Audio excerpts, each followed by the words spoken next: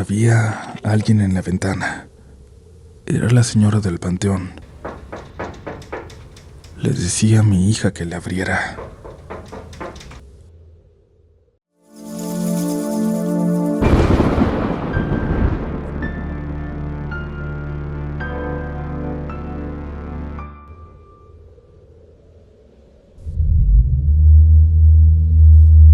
Bienvenidos, bienvenidas.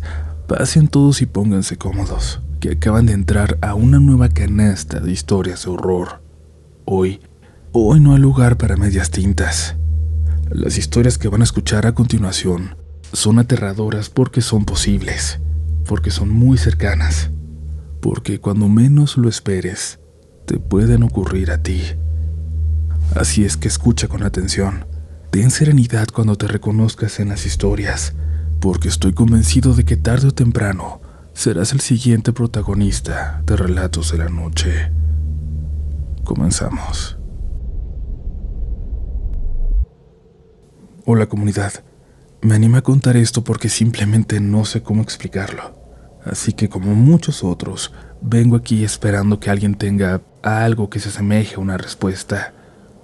Sé que esto va a sonar raro, pero creo que recibí una llamada del más allá. No sé de qué otra forma explicarlo, y no sé si me querían advertir de algo o simplemente asustarme. Vivo en Guadalajara, pero soy de Morelia. Toda mi familia está allá, y sobre todo me preocupa mucho mi abuela, que ya es grande y vive sola. Siempre ha sido una señora muy fuerte, muy independiente, pero ya se le han notado algunas cosas, como que a veces se le olvidan las llaves, el teléfono, o que repite historias sin darse cuenta. Hace unos meses me llamó en la madrugada. Eran como las 3 de la mañana.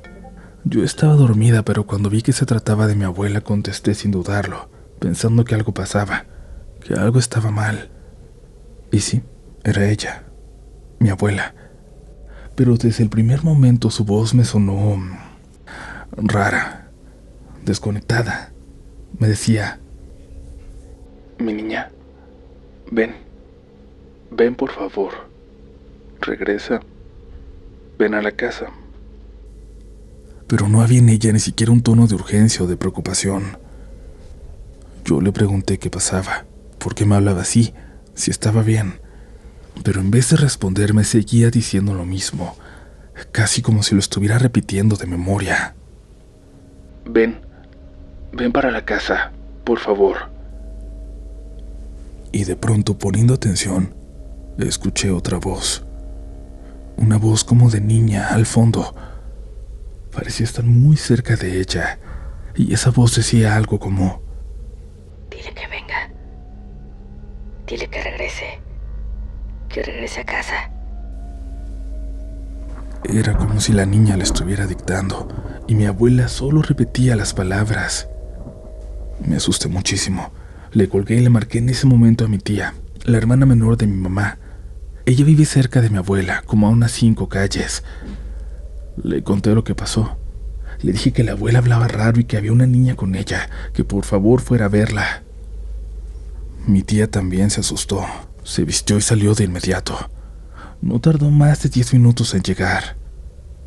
Mientras tanto, yo no podía dejar de pensar en la llamada, en la voz de esa niña. Algo me dio mucho miedo. No sé cómo explicarlo, pero me puse sumamente ansiosa. Mi tía me marcó en cuanto llegó. Me dijo que todo estaba tranquilo, que mi abuela estaba dormida, que cuando entró y le tocó la puerta la despertó sin problema. La señora se veía normal, tranquila y muy sorprendida de verla a esa hora. Se sentaron a platicar. Ya que estaban despiertas, mi abuela, como siempre, en automático fue a la cocina a preparar café. Y mientras mi abuela estaba de espaldas, mi tía agarró su celular, lo revisó.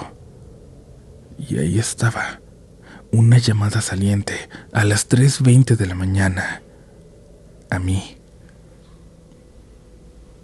Mi tía me lo contó con un tono raro. Le dije que tal vez había marcado sin querer o que estaba sonámbula. Pero ella me dijo que no era posible, que había tenido que desbloquear el celular con su código para revisarlo, y que el registro de llamadas mostraba que la llamada duró más de 1 minuto. Mi abuela le dijo que no había hecho ninguna llamada, que quizás yo me había confundido o había tenido mal sueño, que ella se fue a dormir como siempre, que no había pasado nada. Ella estaba completamente segura. No hemos encontrado una explicación. Ni mi abuela ha vuelto a hablar de eso, ni yo he vuelto a recibir una llamada parecida. Pero les juro que a veces despierto porque en mis sueños como que escucho el timbre del teléfono y me asusto, pensando que ahí estará otra vez. Me da mucho miedo recordar la otra voz al otro lado de la línea, la de la niña.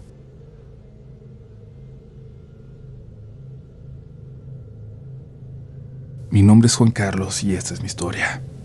Los domingos en la ciudad de Zapopan suelen tener algo especial. Funciones de cine al aire libre en un parque ubicado justo frente al Panteón Municipal.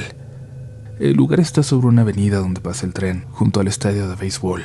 Es ideal para llevar a los niños a jugar. Hay canchas, juegos y mucha gente, sobre todo los fines de semana. Mi novia acostumbra ir cada domingo que puede, a pasear con su hija y con su perrito, un husky enorme que se llama Whisky. Ya me había invitado antes, pero no había tenido oportunidad de acompañarlas hasta ese día. Cuando llegué, ellas ya estaban ahí. El atardecer se acercaba y con él la proyección de la película. Compramos algunos snacks y nos recostamos sobre el pasto hasta que comenzó la función. Todo estuvo muy bien. La película terminó y decidimos caminar a casa. Ella vive cerca y además queríamos que Whisky se cansara un poco más. Cruzamos hacia la acera donde está el panteón. La parte de atrás del cementerio da justo hacia esa calle y desde ahí se pueden ver muchas cruces y mausoleos sobresaliendo del muro. Ya de noche la escena tiene un aire tétrico, como se podrán imaginar. A un lado del cementerio están construyendo un edificio. No sabemos aún de qué será. Íbamos hablando de cualquier cosa cuando solté un comentario. Oye, qué raro debe sentirse tener un cementerio justo al lado. Imagínate voltear por la ventana y ver solo tumbas. No había terminado de decirlo cuando Quetzal, la hija de mi novia, se detuvo en seco. Volteó hacia la barda con la mirada clavada y quedó petrificada. Whisky también se detuvo, gruñendo con el cuerpo tenso. Brenda, mi novia, le preguntó: «Hija, ¿qué pasó? ¿Qué tienes?». En ese momento se escuchó un ruido extraño, algo entre gruñido y rugido. Solo así podría describirlo.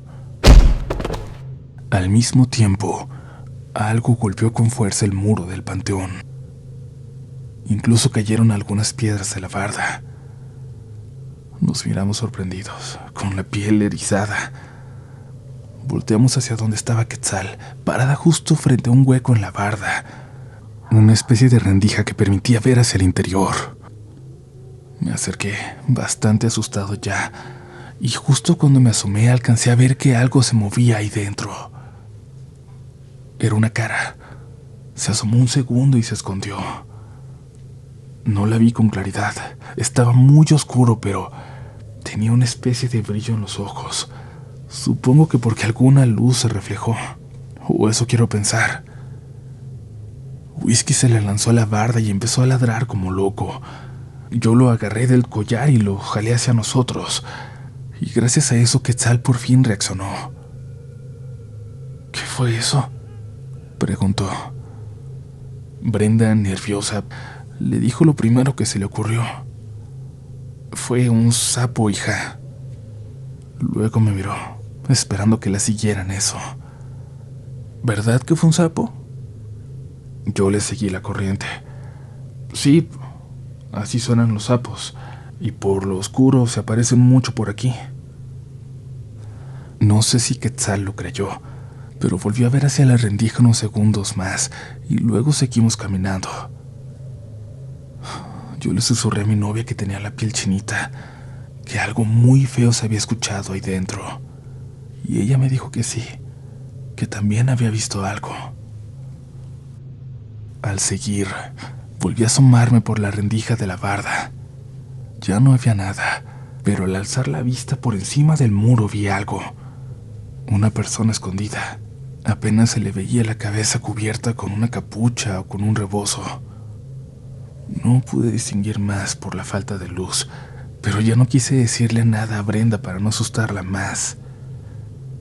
Lo único que se me ocurrió para romper la tensión fue decirles que quien llegara primero a la esquina ganaba. Al menos eso sirvió para distraerlas. A 2 calles de su casa, mientras esperábamos el semáforo para cruzar, noté algo más. En la esquina de enfrente, entre las sombras, había una figura parada. De lejos parecía una mujer, de estatura media, cubierta con una túnica o con un velo largo. Solo se le alcanzaba a ver el cabello que caía por los lados del rostro. Estaba completamente quieta, viéndonos fijamente. Al parecer ellas no la vieron, así que no dije nada para no alterarlas otra vez. Al llegar a su casa, Quetzal se fue a cambiar y acostarse. Brenda y yo nos quedamos en la sala. Aprovechamos para hablar de lo ocurrido y le conté sobre la figura que vi en la esquina, pero no me creyó, o al menos eso me dijo. Y eso me hizo dudar de realmente haberla visto, así que simplemente ya no insistí y cambiamos de tema. Más tarde me fui a mi casa. Estaba tan cansado que me dormí casi en cuanto me acosté. Solo alcanzamos a mandarnos unos últimos mensajes para desearnos buenas noches. Cerca de la 1 de la mañana me despertó el teléfono. Era Brenda. Me espanté, no les voy a mentir. Lo primero que pensé fue que algo estaba mal y no me equivoqué. Contesté rápido. Su voz sonaba agitada. Hola, amor. Perdón por despertarte. Es que está pasando algo raro aquí en la casa. No te preocupes, le dije. ¿Qué pasó? Cuando te fuiste apagué todo. Me despedí de ti y me acosté. Me despertó Whisky ladrando y luego escuché a Quetzal quejarse y después la oí llorando. Corrí a su cuarto y la encontré sentada en la cama. Le pregunté qué tenía, si había tenido una pesadilla, pero me dijo que no. Le insistí. Le pregunté qué pasó y me dijo que la señora del panteón estaba en la ventana, que le estaba tocando el vidrio, que le estaba diciendo despacito que le abriera. Ahí la interrumpí. Le dije que iba para allá, y ella agradeció mucho. Recuerdo que sin colgarle pedí un Uber desde el celular. En 5 minutos ya estaba en camino. Seguimos hablando mientras yo iba para allá. Cuando llegué, Brenda me contó todo. Ya ahí me contó que Quetzal había soñado que algo la jalaba del cabello para sacarla de la cama, que algo tiraba todos los peluches, que Whisky comenzó a gruñir justo cuando ella escuchó los golpes en la ventana. Cuando se asomó, la señora, la misma que había visto en el panteón y luego en la esquina, le pedía que la abriera. Cuando Quetzal me escuchó llegar, despertó. Me dijo que lo que vio era lo que estaba en el panteón y luego en la esquina cerca de la casa. O sea que ella también la había visto. Dijo que estaba cubierta con una sábana negra que le tapaba el pelo, que apenas si se le veían la cara y las manos. Dijo que tenía las manos juntas, como rezando, pero luego las separaba, y que parecía que estaba flotando frente a la ventana. Y sí, lo sé, suena como una terrible pesadilla, como imaginación infantil. Si yo mismo no hubiera visto a esa mujer en la esquina, hubiera pensado que todo se podía tratar de un mal sueño, pero algo me decía que no era así. Brenda se llevó a Quetzal a la recámara para calmarla. Yo me quedé a dormir con ellas también. Le pusimos música de la niña en los audífonos hasta que se durmió, y nosotros tardamos un poco más, pero también lo hicimos. Parecía que todo se iba a quedar así esa noche, pero no. Entre sueños, escuchamos una voz, un susurro, pero con tono como de orden. Llévate al perro, llévate al perro, llévate al perro. Una y otra vez. Yo me desperté por completo cuando Whisky se levantó de golpe y empezó a ladrar mirando directo al balcón. Brenda también se levantó. Lo primero que hicimos fue revisar a Quetzal. Seguía dormida con los audífonos puestos. Entonces nosotros dos nos asomamos al balcón. Abajo, justo frente al cancel, había una mujer envuelta en una sábana oscura. Tenía las manos juntas como si rezara, sin levantar la mirada hacia nosotros. Desde arriba no se le veía el cuerpo completo, y Whisky ladraba furioso. Le abrimos el balcón. El perro salió disparado, ladrando sin parar desde arriba. Le ladraba con mucho enojo, pero la mujer nunca levantó la cabeza. Tan solo se giró lentamente hacia la derecha y, sin parecer que caminaba, se fue desvaneciendo en la oscuridad. Quiero convencerme de que dio un paso hacia la oscuridad, hacia la noche, y de que realmente no desapareció así como así, ante nuestros ojos. Cuando lo hizo, Whisky dejó de ladrar. Se quedó mirando hacia donde ella se había ido y luego regresó con nosotros como si nada. Cerramos el balcón. Ya no pudimos dormir, pero al menos nos sentíamos más tranquilos. Nos quedamos hablando hasta que poco a poco nos venció el sueño. A la mañana siguiente nos despertamos tardísimo, casi al mediodía. No fuimos a trabajar. Quetzal tampoco fue a la escuela. No sabría decir si fue por lo desvelados que estábamos o por todo lo que pasó esa noche, pero no nos pudimos despertar. Salimos a la tienda a comprar algo para desayunar y justo al abrir el cancel, en el lugar exacto donde la mujer había estado parada, vimos una mancha negra en el piso, como si algo se hubiera quemado ahí. No la pudimos quitar. Se los juro que hasta la fecha ahí sigue, y cada vez que la vemos es imposible no recordar a la mujer del panteón, aunque, por suerte, no se nos ha vuelto a aparecer.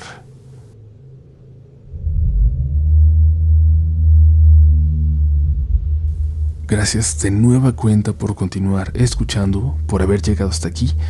Como ya les he dicho muchas veces, nuestros episodios siempre están divididos entre la gente que escucha todos, la que ya nos sigue, y los oyentes casuales, los que llegan aquí por curiosidad, por recomendación, y de esa gente nueva es muy poca la que logra llegar hasta este punto de un episodio. Yo sé que para los que ya están aquí es muy normal y ni siquiera les da miedo a muchos, pero para los que van llegando no es tan fácil. No todos se quedan, pero eso sí, los que han llegado hasta este punto es muy probable que se vayan a volver parte de la comunidad. Es muy probable que estén escuchando con mucha curiosidad porque incluso tienen su propia historia que contar. Y eso es lo más bonito de que esta comunidad crezca. Cada que hay una nueva persona acercándose a Relatos de la Noche, hay un mundo de posibilidad de historias nuevas. Todos tenemos alguna experiencia, no solo las que nos han pasado, sino las que le han ocurrido a todas las personas a nuestro alrededor, las que se han contado en los lugares donde hemos vivido, donde hemos trabajado, en la calle donde crecimos, en el pueblo donde nacimos y en los pueblos de donde vienen nuestras familias. Afuera hay un mundo de historias que queremos contar y lo seguiremos haciendo, con más episodios y más largos. Pero eso ya lo irán descubriendo poco a poco. Por ahora es momento de continuar con esta canasta, porque aún nos queda horror e historias paranormales esta noche. Escuché la historia del Jinn que publicaste recientemente y la verdad me animó mucho a contarte la mía. Soy mexicano, pero me convertí al Islam hace 5 años. Soy muy feliz con mi nueva fe, pero en definitiva es un cambio total de estilo de vida, y todo cambio de ese calibre no resulta tan fácil todo el tiempo. Desde que me hice musulmán me he dedicado a aprender la religión, y gracias a eso hoy en día soy el encargado de una de las mezquitas en la Ciudad de México. Es por eso que este relato es anónimo, que no quiero que se sepa mi nombre, aunque la comunidad musulmana en México es tan pequeña que tal vez con esto que acabo de comentar muchos sepan quién soy.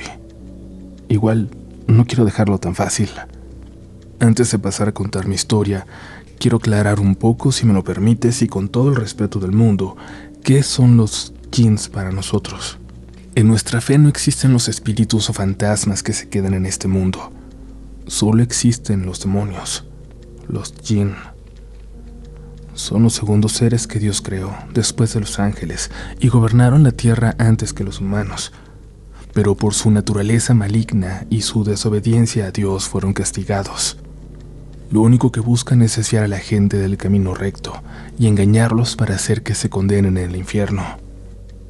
Ahora bien, no todos los jinn son malos, pero tampoco los concebimos como santos o divinidades. En nuestra fe, un ser humano nunca debería tener contacto con ellos. Sin embargo, hay gente que los llama para hacer pactos, buscando riqueza, poder, lujos. Esos pactos que ya sonarán muy familiares, independientemente de la fe, y que sabemos, siempre traen consecuencias. Pues bien, tras todo este preámbulo, procedo a contarte mi historia.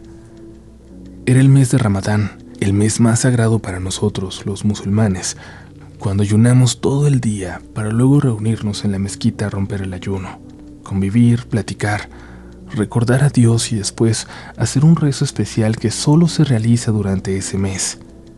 Durante ese tiempo yo ayudaba a los hermanos a servir los alimentos, limpiar los restos de comida, repartir aguas, etc. Me mantenía muy ocupado y muchas veces llegaba tarde al rezo especial. A veces ya solo alcanzaba a escucharlo por las bocinas. Una noche ya había terminado con mis pendientes, así que subí al tercer piso de la mezquita. Me sentía tan cansado que no quise participar en el rezo, solo quería escucharlo.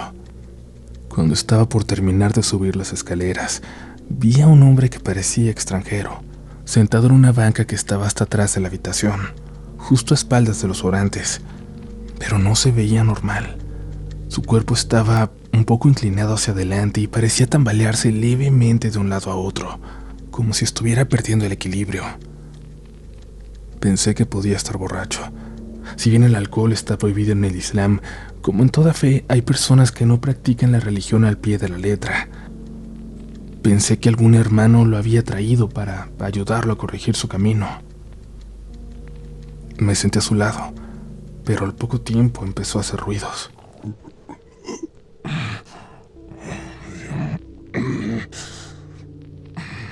Pujaba como si algo le molestara y comenzó a mirarme con el rabillo del ojo, con una mirada perdida, pero de alguna forma llena de odio, de alguna forma dirigida hacia mí. Me empecé a sentir incómodo, así que me alejé un poco de él. De pronto el sheikh, que es como nuestro sacerdote, nuestro pastor para hacer una comparación con otras religiones, se acercó rápidamente. Me tomó del hombro con firmeza, me levantó y me dijo que imprimiera unas hojas con la dirección donde iba a ser la fiesta por el fin del Ramadán y que las preparara junto con otro hermano para repartirlas. Le dije que sí. Le dije al hermano que me estaba ayudando y subimos a la oficina, que quedaba justo al lado de esa banca. Cerramos la puerta y después de entrar, el hermano me dijo: «Oye, ¿qué le pasa al hombre que está sentado en la banca? El que estaba junto a ti. Se ve raro, ¿no?». Le respondí que probablemente estaba borracho y le conté lo que había pasado cuando estuve sentado junto a él. Ignoramos el asunto y seguimos preparando las hojas que nos habían pedido, mientras platicábamos de otras cosas sin importancia. En un momento, la puerta de la oficina se abrió y entró el sheikh nuevamente, pero esta vez jalando al hombre extraño por el cuello de la camisa. Detrás de ellos venía otro hermano, pero ahora el hombre no se quejaba.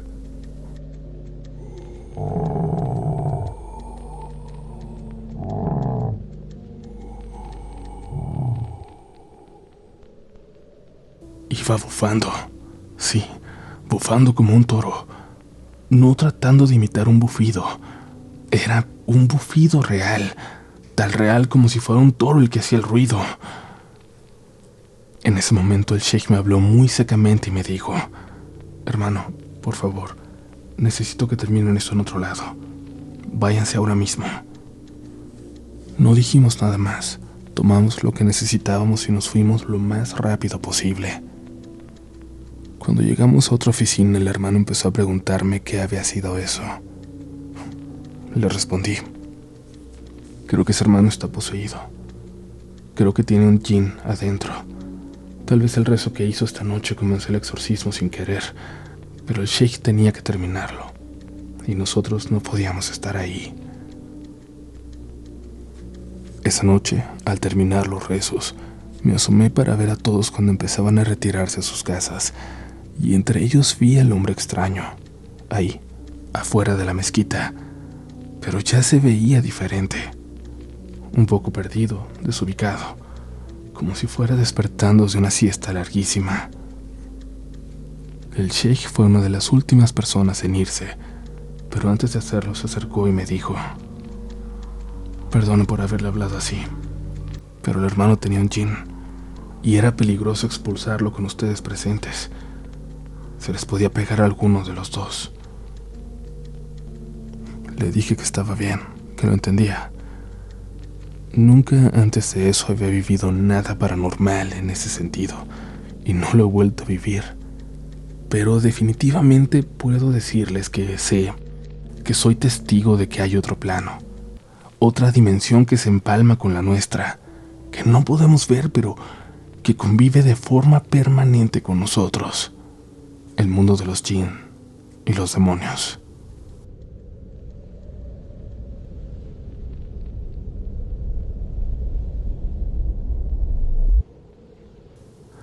Hola, me llamo Mario. Hace unos años trabajé en un corporativo de oficinas en una zona muy bonita de la Ciudad de México. Me dedicaba a las reservaciones de una cadena de hoteles muy famosa a nivel mundial. Cuando entré con mi Wave, así le decían al grupo de nuevos empleados, empezamos a escuchar sobre la famosa niña que se aparecía en el piso 8. Al principio pensamos que era una novatada, una forma de asustar a los nuevos. Y es que díganme en qué oficina, en qué trabajo, no han dicho alguna vez que se aparece una niña. Pero poco a poco nos dimos cuenta de que era una leyenda que ya existía en ese edificio desde hacía tiempo. Después del entrenamiento de nuestra ola, solo quedamos 3 personas en ese piso. Los demás se fueron al 9 y al 10. Los demás niveles estaban ocupados por otras empresas. A mi compañero Javier y a mí, por ser los más nuevos, nos tocaban los horarios más pesados. O entrábamos a las 5 de la mañana o salíamos a las 12 de la noche, dependiendo de la semana. A esa hora casi siempre estábamos solos en el piso, y éramos de los pocos en todo el edificio. No llegaban más compañeros con nosotros hasta las 8 o 9 de la mañana, cuando ya empezaban a llegar los managers. En los días lentos, cuando no caían llamadas por mucho tiempo, a veces pasábamos hasta 1 hora sin contestar una sola. Jugábamos apostando a ver quién recibiría la primera llamada. Si un compañero llegaba temprano, también lo metíamos al juego. Y en general, en ese piso hicimos un equipo muy unido. Algo que es importante mencionar es que cuando llegábamos, las luces normalmente estaban apagadas en todo el piso.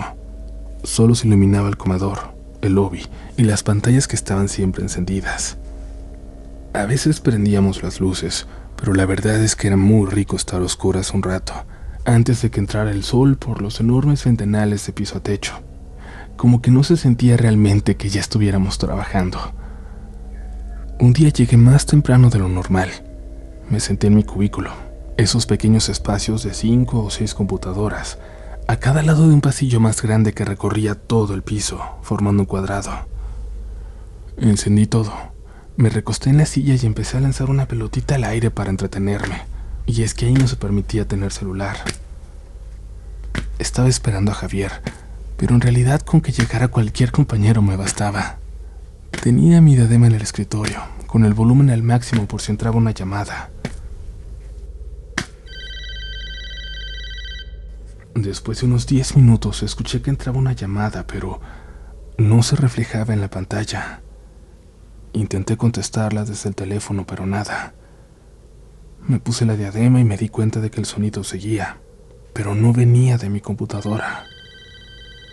Me levanté. Miré por encima de las paredes de los cubículos, pensando que alguien más había llegado sin que lo notara. Pero no, yo seguía solo. Me saqué de onda, pero creo que cualquiera que ha trabajado en un call center me entenderá. A veces uno alucina los tonos de llamada en cualquier lugar. A mí me pasaba hasta en la regadera o al quedarme dormido, y pensé que era solo eso. Volví a sentarme y a lanzar mi pelota al aire, cuando en una de esas no la alcancé y salió volando detrás de mí. Rodó lejos. Estaba a punto de levantarme por ella, quitándome la diadema del cuello, cuando por el rabillo del ojo la vi regresar por el camino a mi izquierda. Rodó solita de vuelta hacia mí y se detuvo justo al inicio de mi pasillo.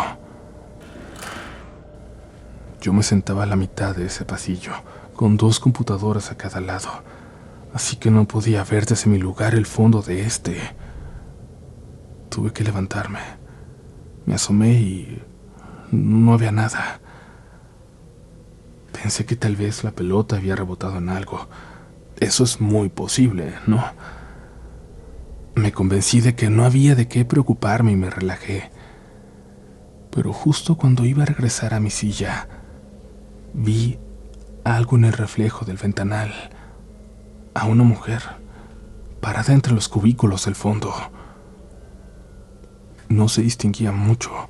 Estaba oscuro, aunque ya comenzaba a amanecer. El cielo gris hacía que el reflejo fuera débil, pero no había ninguna duda. Alguien estaba ahí. Una mujer con ropa normal. Parecía que llevaba pantalones o quizás una falda larga, color oscuro, y una blusa muy larga también, muy holgada, blanca. Casi parecía una túnica. El cabello largo y oscuro le cubría parte de la cara y movía la cabeza muy lentamente de arriba abajo. Lo más extraño es que yo estaba mirando directo hacia donde el reflejo la mostraba y no había nadie. Pero en el vidrio sí. En el reflejo no había duda de que estaba. Me congelé. Y es que si de verdad estaba donde el reflejo decía, entonces estaba viéndome directamente a mí. Pensé en correr, pero mis únicas opciones eran acercarme a ella para salir por ese lado o darle la espalda y caminar hacia el otro extremo. Justo cuando decidí salir por el lado opuesto, sin darle la espalda,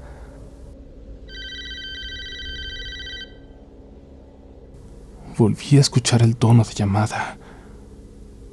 Caminé despacio hacia mi diadema, me la puse y me giré un segundo a la computadora para contestar. Era una llamada normal, una reservación para un hotel en Estados Unidos. La mujer hablaba en inglés, toda la información concordaba, pero justo al final, cuando le pregunté si podía ayudarle en algo más, me dijo, en perfecto español y con una voz completamente distinta, muy bajita: "No vayas a voltear". Y colgó. Un frío me recorrió todo el maldito cuerpo. Sentí como si una mirada me estuviera quemando la nuca. Me quedé paralizado, mirando fijamente la pantalla, donde aún aparecían los últimos datos de la reservación. Fue real. Todo fue real. No me lo imaginé. No me pude mover hasta que llegó Javier. Ni siquiera tuve que verlo para saber que era él. Siempre llegaba saludando fuerte. Pero esta vez yo no le contesté hasta que se sentó a mi lado y me preguntó si todo estaba bien. Por fin me atreví a girarme hacia él. Me levanté y escaneé todo el piso. Todo se veía normal. Cuando me senté de nuevo le conté todo. Se burló un rato, como era de esperarse, hasta que llegó Nancy, una compañera que había entrado unos meses antes que nosotros y con la que nos llevábamos muy bien. Javier le contó en tono de broma cómo me había encontrado, tieso en la silla, con los nudillos blancos por la tensión. También le contó sobre la mujer y la llamada. Nancy se rió al principio, pero conforme le íbamos contando todo, se fue poniendo seria, hasta que al final suspiró y me dijo a mí, en voz baja y mirándome de forma muy solemne: "Eso pasa aquí". Cuando llegó mi supervisor me armé de valor y le conté también. Ni siquiera sabía qué respuesta esperaba, pero igual me sorprendió bastante.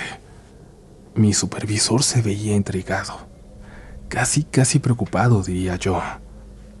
Me dijo que no era la primera vez que reportaban ese tipo de cosas, especialmente en ese piso y en los que estaban aún en construcción. Le pregunté si podíamos escuchar la grabación de mi llamada. Al principio él no quería, pero después de insistirle accedió. Adelantamos hasta la parte final, y ahí estaba mi voz despidiéndome.